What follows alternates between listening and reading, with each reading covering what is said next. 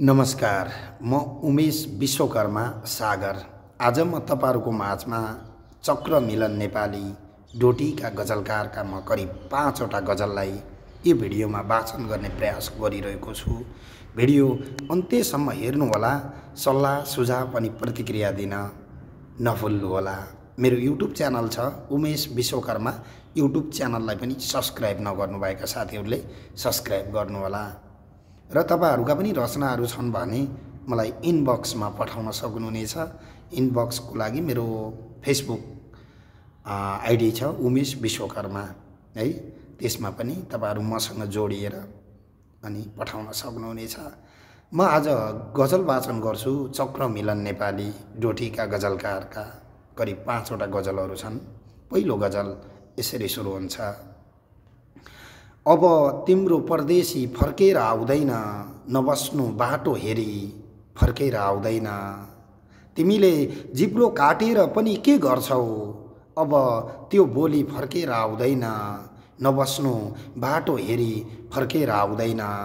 आफ्नाले तस्बिरमा माला लगाइदिए, आफ्नाले तस्बिरमा माला लगाइदिए, ऊ युद्धमा गएपछि फर्केर आउँदैन, नबस्नु बाटो हेरी फर्केर आउँदैन।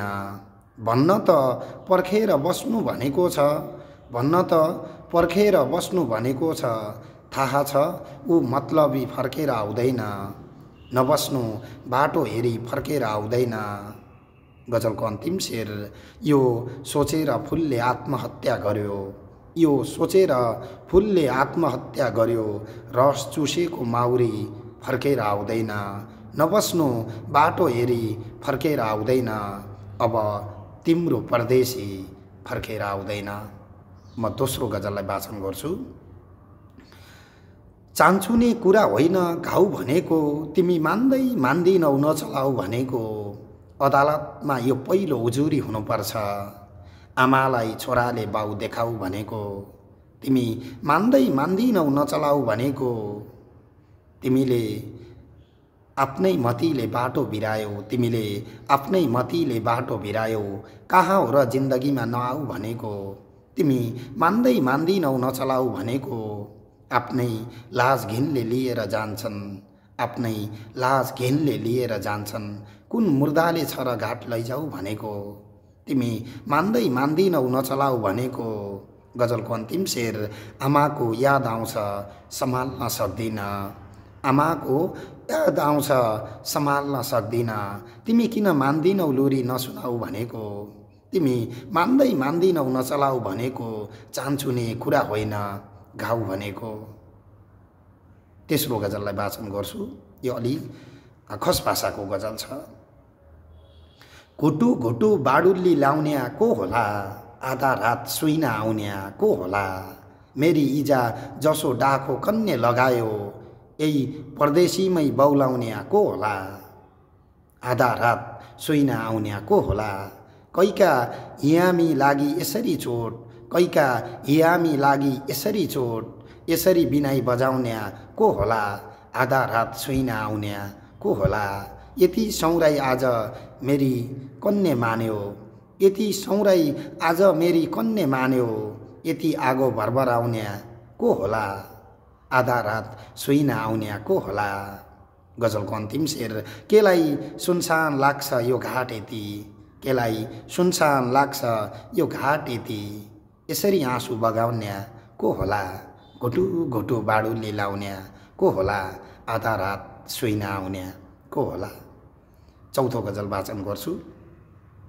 शिलामा लेखेर घरको भित्तामा लेखेर राखेको छु मैले दिलमा बा आमा लेखेर, भाग्य लेख्ने भावीले यो के गर्यो खै, मेरो भाग्यमा पठाएछ सुधामा लेखेर, राखेको छु मैले दिलमा बा आमा लेखेर, बाँचुन्जेल सेवा गर मरेपछि के गर्छौ, बाँचुन्जेल सेवा गर मरेपछि के गर्छौ, बेकारमा आमालाई खाली पानामा लेखेर, बेकारमा आमा खाली पानमा लेखेर, म दो बाटोबाट एउटा धर्मशाला बनाउँछु, म दो बाटोबाट एउटा धर्मशाला बनाउँछु, मेरी आमाको नाम मूल ढोकामा लेखेर, राखेको छु मैले दिलमा बा आमा लेखेर, शिलामा लेखेर घरको भित्तामा लेखेर गजलको अन्तिम शेर आमा तिमीलाई मैले आफैसँग राखेको छु आमा तिमीलाई मैले आफैसँग राखेको छु तस्बिर आँखामा नाम आत्मामा लेखेर राखेको छु मैले दिलमा बामा लेखेर शिलामा लेखेर घरको भित्तामा लेखेर। अन्तिम गजल अथवा 5 नम्बरको गजल चक्र मिलन नेपाली डोटीका गजलकार निकै अब्बल गजलहरू लेख्नुहुन्छ है। तपाईको साहित्यिक यात्रा अझै अब्बल अझै फ्राकिलो बन्दै जाओस् चक्रजी। अन्तिम गजल सुनाउँछु यो भिडियोको अथवा 5 नम्बरको गजल।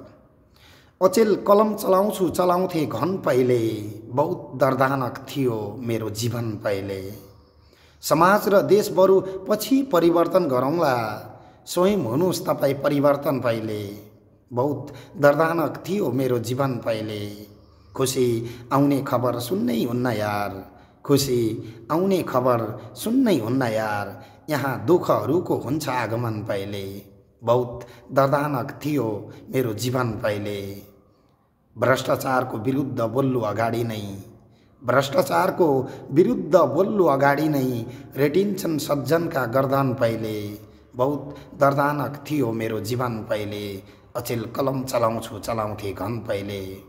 गजलको अन्तिम शेर म आजसम्म यो मायामा अनभिज्ञ छु म आजसम्म यो मायामा अनभिज्ञ छु बिछोड भएको हो या मिलन पहिले अचेल कलम चलाउँछु चलाउँथे घन पहिले बहुत दर्दानक थियो मेरो जीवन पहिले।